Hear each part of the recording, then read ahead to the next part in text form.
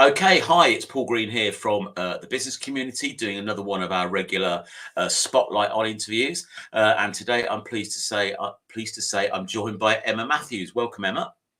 Hi, Paul. Thanks for coming along. So we're going to delve into your business journey and hopefully extract a little bit of your knowledge and experience, so we can learn a little bit more about you and your business and stuff like that. So before we do that, do you just want to introduce yourself and let people know who you are and what your company does? Yeah, sure. Well, my name's Emma, and I have my own video production company here in Northampton. I run the business with my partner, Mikhail, and we do a whole variety of different films or videos, whatever you want to call them. But a lot of the mainstay of our business is doing promotional stuff for businesses and other types of organisations. Okay, lovely jubbly. So tell us, how did you come to be where you are today, Emma? What's your story? How did you get to be running RYG Films? Well, do you want the long, the medium, or the short? I think I'll go with the short, and then you can ask me questions. Yeah, so very long story short, my partner Mikhail and I, we met at university, and we used to be in theatre. We made some productions. That was our sort of vocation, if you like. But very quickly after graduating, it wasn't ticking all of our boxes for different reasons. Mikhail having a background in photography, having that sort of technical knowledge about cameras, and also us wanting to develop our productions, it was a kind of natural migration into video. Loved the freedom that video kind of gave for us.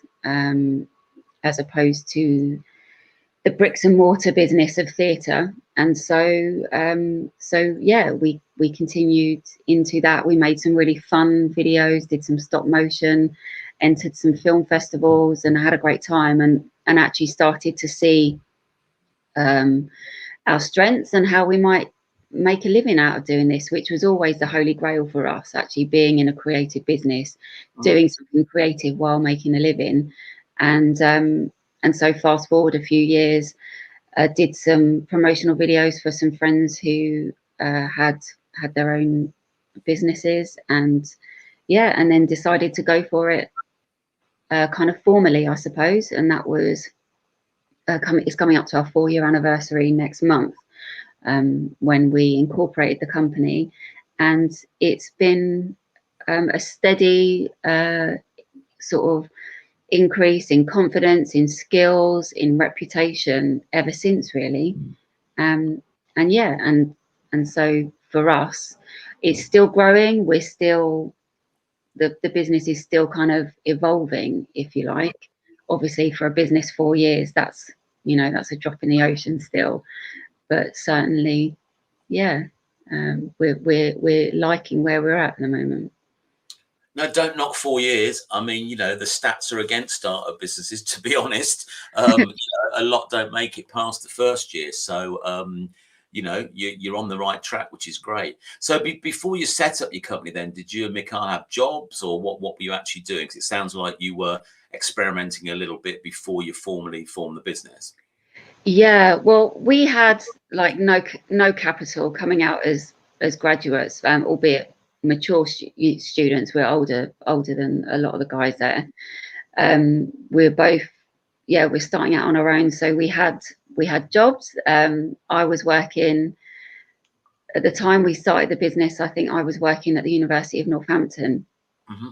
I got some serious keyboard skills, and I was making use of those, but also my people skills. I'm a good communicator, and so I was working with the students who had learning differences or disabilities, and so I was supporting them in their lectures, basically.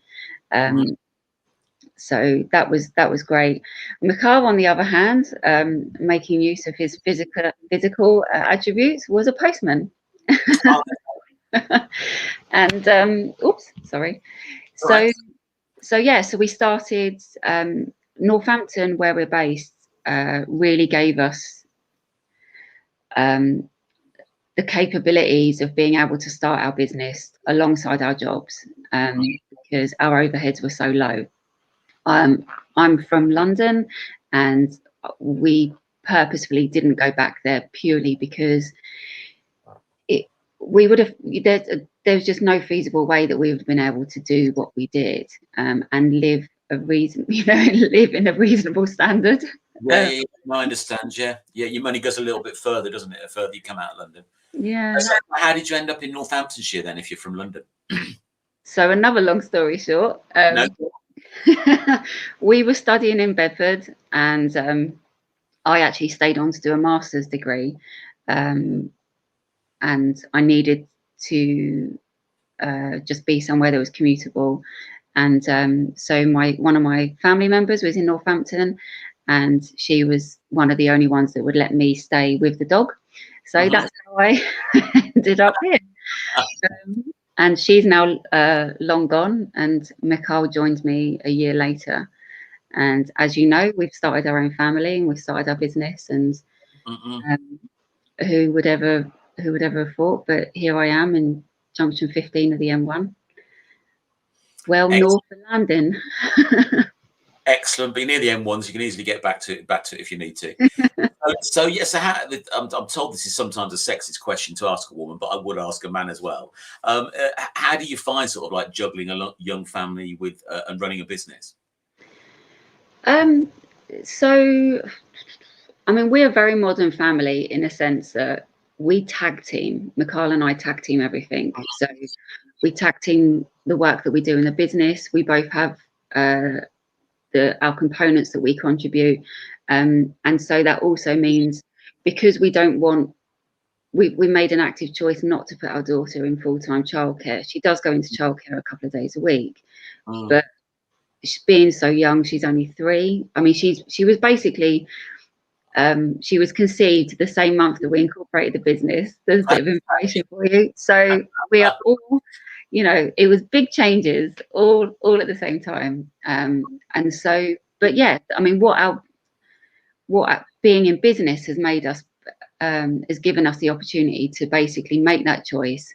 And she's very fortunate. She gets to spend a lot of time with her dad, and where, with both parents, basically, where I think with some families, they have to take the childcare route, or they have to, one parent is working and the other parent is not.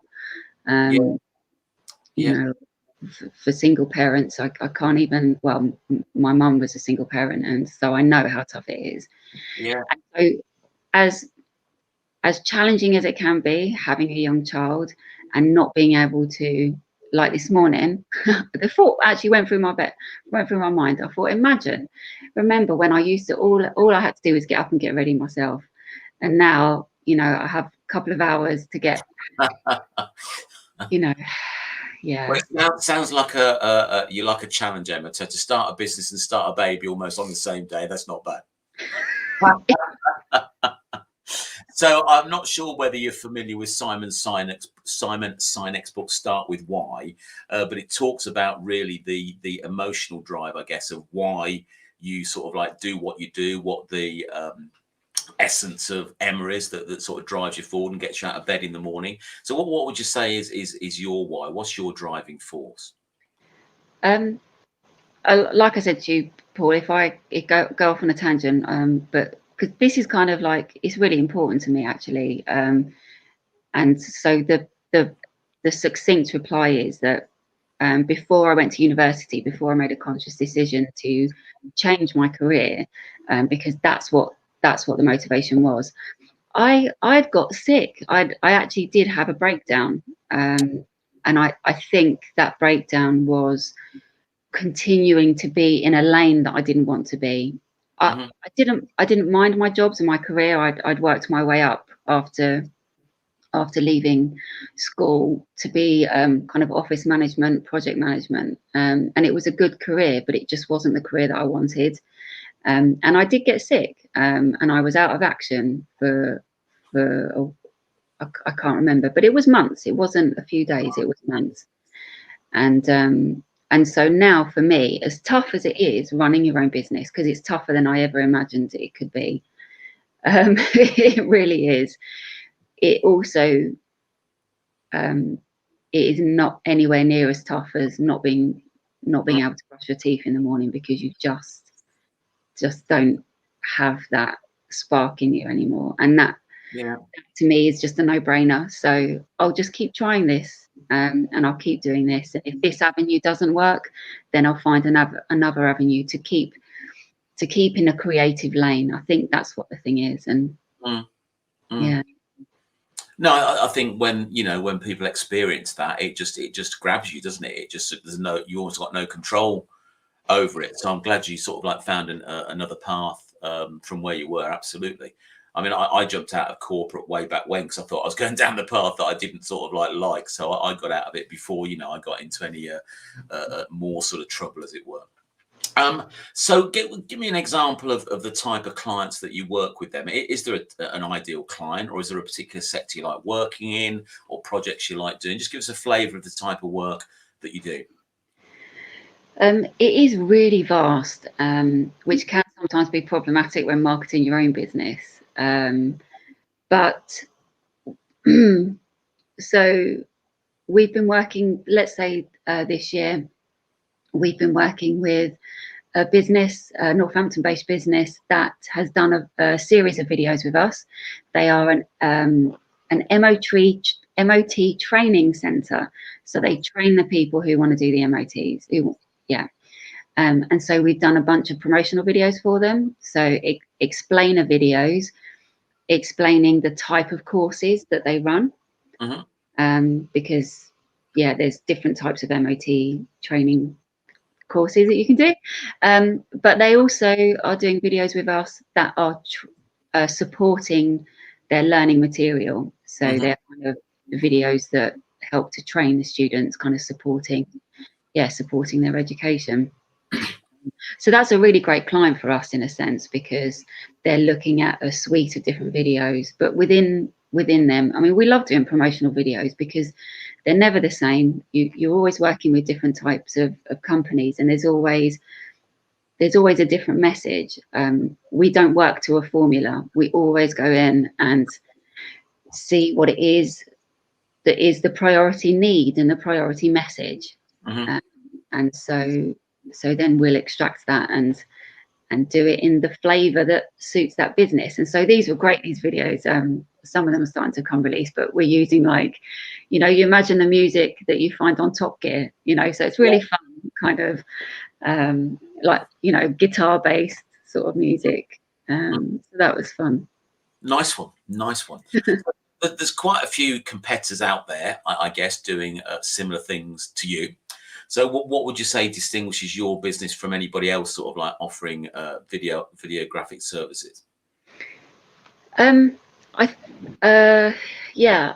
It's always difficult to put this kind of stuff into sort of words, isn't it? Because it does kind of come across as a bit woolly. But when you break it down, I think the components that Mikhail and I bring are the kind of the technical aspect, which I think a lot of videographers have.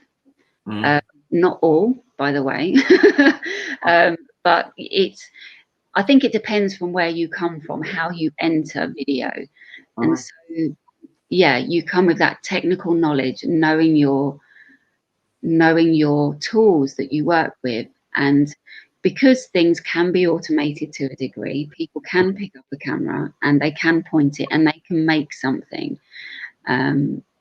But my partner, Mikhail, who is the technician of our business, he knows the equipment to the point where it drives me bonkers, because I'm always behind, I'm always lacking, I'm never as good as, I will never be as good as him.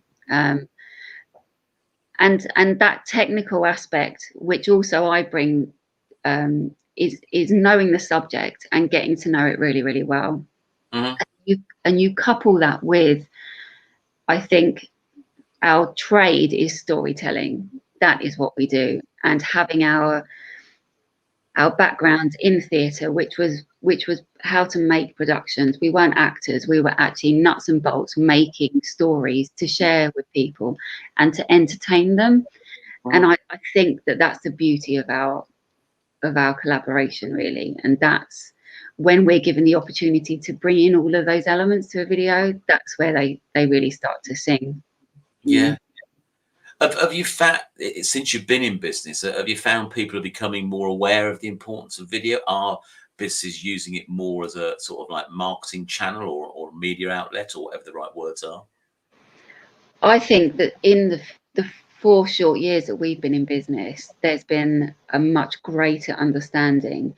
So whereas people in the first instance would approach us very shyly, very nervously, like why should I have a video? Because it can be quite an outlay, a significant budget for a small business, Yeah. um, purely because good videos are labor intensive. And so whereas before they were like, well, do I need a video? Now it's like customers come to us and I need a video, can you help me? They know that they should be creating video content for their business. Mm. And I think that is a significant shift. No one asks, do I really need a video now? No one ever says that. Okay, interesting. And do you think since we've all been moved into the virtual world since March last year, do you think people are more comfortable now being on screen? So it's more acceptable because they've had to, a lot of businesses have had to, like, me, for example, I've had to move the networking onto a virtual platform and stick myself, and everybody else got to stick themselves in front of the camera. So do you think that's helped your industry as a whole, that people are more comfortable now? Yeah, I think so. I mean, you could. There might be some videographers who are a bit nervous about maybe being done out of a job, but I think that it is perfect because you are, even with non-professionally made videos, you can start to see the benefits and the kind of reach that you can get versus, and it depends on your business, by the way, because actually videos are great and they can work for all businesses, but it might be that photos do work for your industry just as well or even better sometimes. It really does depend. But for those people who are venturing into using video and able to see the kind of different level of interaction that they're getting, I think is important. And so that it might give them confidence then to go, actually, I've been doing this sort of DIY content, it's doing something for me, but I've really got this shiny new thing that I want to celebrate and I would like to do it professionally. And it would give them perhaps more confidence. And we've certainly seen that, in particular with, funny enough, and it has to be to do with the universe, I'm sure, and kind of cosmic energy, but we've been working a lot with theatre companies throughout the course of the pandemic, and that really saved our business, because they had to, if they wanted to continue to create, they had to create digital content because they were barred from doing what they do. Yeah. And it's now continuing. That work hasn't tapered off, but what there is this wonderful hybrid of creative theatrical people moving into the digital area, and it's wonderful for us because it's really nice content to work on. Yeah, I've seen a few productions that have had to move online, for that very reason. There's a little theatre that I go to in Kettering called Bonkers Theatre. I don't know whether you know that. Really nice sort of intimate theatre, only sits 40 maximum, and unfortunately, up until, well, I think I went to a production about a month ago. Yeah. But unfortunately they were running pretty much one a month, and of course they had to close down. Yeah. And now they're still operating, sort of like social distance. So there's I think there's only 20 seats now. So of course it's a much smaller audience. Yeah. But yeah, they've managed to survive, and they've started to put the productions on again. I don't know how much they've used video, to be honest. I know they've got some video works. I know they put that on the screen when you're sort of in the lobby, as it were. But no, I think that's been a saving grace, hasn't it? Your services for companies like that, just to get their stuff out there. So as we mentioned, we're still coming out of well, not, I think we're out of lockdown now. We are out of lockdown, but you know, COVID's still around, and a lot of us have been locked up for, as it were, for the last sort of 18 months. So that's been the biggest challenge for most businesses. Outside of that, what would you say has been the biggest challenge in the 4 years that you've been in business? Um, from I think actually the biggest challenge for me is been learning how to. It's not learning how to run a business. You know, I'm kind of like, I've been around. You know, I've been around business owners and stuff. It's more about finding a place where I can do it that makes me happy and makes me comfortable. And so, because as a small business owner, I'm doing a lot of the wheel turning behind the scenes, and that's not my skill set. And so I will do it. I do. I mean, I've got, like, I think as we speak, 170 reconciliations in Xero because I just put it off all the time. You know, like, it hurts. And that is until we're in a position to be able to bring on board some, you know, some support. Yeah. I think that's one of the biggest challenges. Yeah. Yeah. I I think it is more the administrative and operational part of a business, because you know, well, you're typical, I guess. You know, you're in a business doing something that you love, so that's the product and the service that you offer. But everybody's got to do all the foundational stuff like the tax returns and the accounts, etc., etc. And Yeah. that, and also, you know, the marketing. Not everybody's comfortable with marketing their own business. You know, it's not something that, not everybody has all the skills in one to be able to do it. Mhm. Yeah, absolutely. There's things like that. But yeah, if you can find a way of offloading the stuff you don't like to do, to focus on what you do like to do, I think that's got to be a challenge, I think, for most businesses. Okay, you've kindly agreed to share some of your immense knowledge. So I'm going to hand over the studio floor to you, and just give you an opportunity to learn us about something. So the floor is yours, Emma. Thanks, Paul. Um, okay, so I had to think about, oh gosh, there's so many things that you could talk about in terms of video. And so I'm kind of narrowing it down to general video content, whether it's made professionally or it's something that you do yourself. I think one of the first mistakes that newcomers to video make is trying to squeeze too much into that one video. And invariably what happens, it becomes either too long, it's too overwhelming.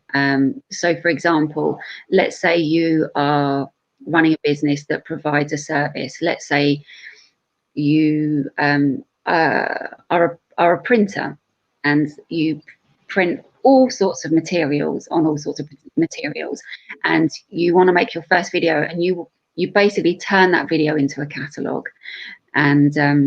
And it's just not, it can serve a purpose, but it is not going to light up social media. It's not going to be something that people get excited about. And actually what you can do is almost, it's that kind of thing where casting the net too wide, and you end up just losing a lot of people out of interest. So my suggestion is whether you go, you know, professionally or you're doing it yourself, think about it like you're running adverts in a magazine. If you used to run traditional adverts, because a magazine has a very specific targeted audience, and so you would target your advert to that audience, and then you would, you unless you're doing some sort of editorial, but you wouldn't necessarily put all your products or all your services in that one advert. You'd give them a taster, a kind of a teaser to get them interested in your company. And also what you would do is you would not just post one advert. If you remember, you would always be encouraged to run a series of adverts in, you know, running them again in the same publication. And that's the other mistake I think that newcomers to videos make, is not having enough longevity.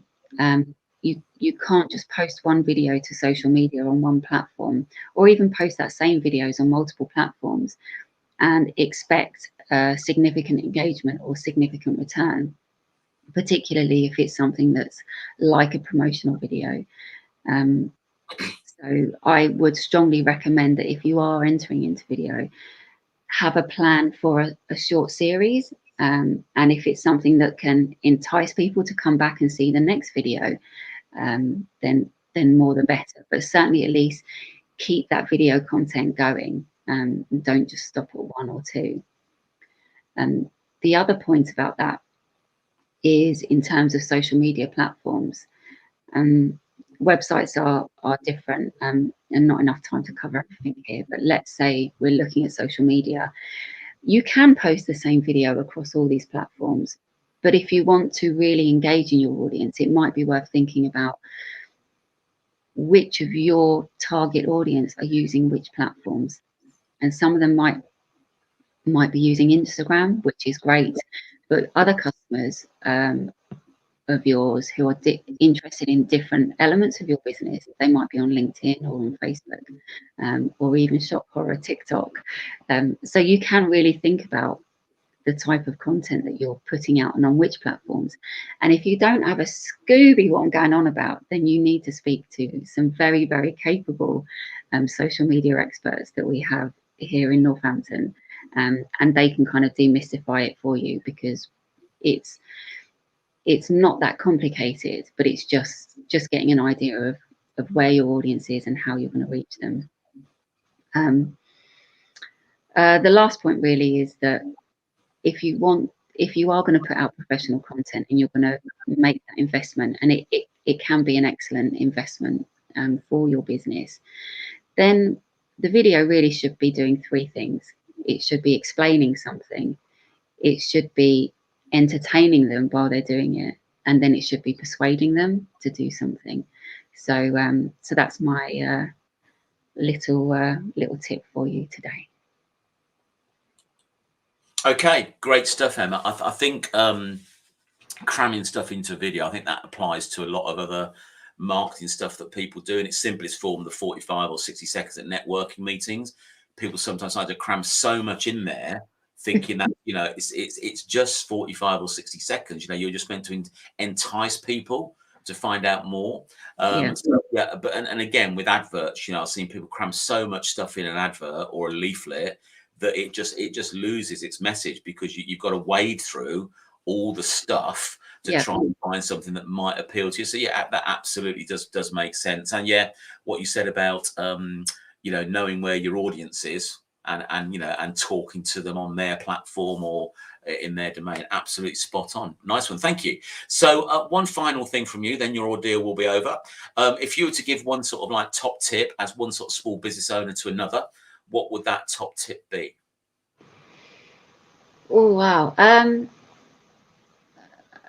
One top tip, I would say, for a small business, in all honesty, and I'm not just saying this because you're here, but join a networking organization, and join one that, you know, has like-minded people in it.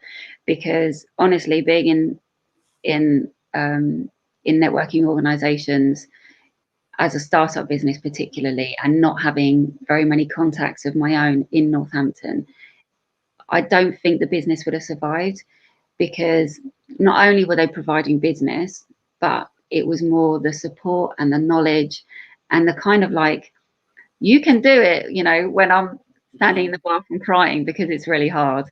You know, we all have those days. And so, yeah, that would really be my top tip. Okay, checks in the post, Emma. Thanks. I think that's good. You know, often said that it can be lonely running a business. So, you know, if you haven't got a natural ear to bend or a shoulder to cry on, you know, to meet those people through networking, you know, because everybody goes through similar sort of things, maybe not at exactly the same time. But you know, that is a good recommendation. You know, just surround yourself with people, supportive people. And on the opposite side, you know, don't surround yourself with negative people. So, you know, avoid those at all costs, and just go and you know, get people around you that are happy to support you. So that's it. You're done, Emma. So I hope it wasn't too traumatic for you. So thanks ever so much for your time today. I'll end the broadcast there. Thank you very much. Thanks, Paul.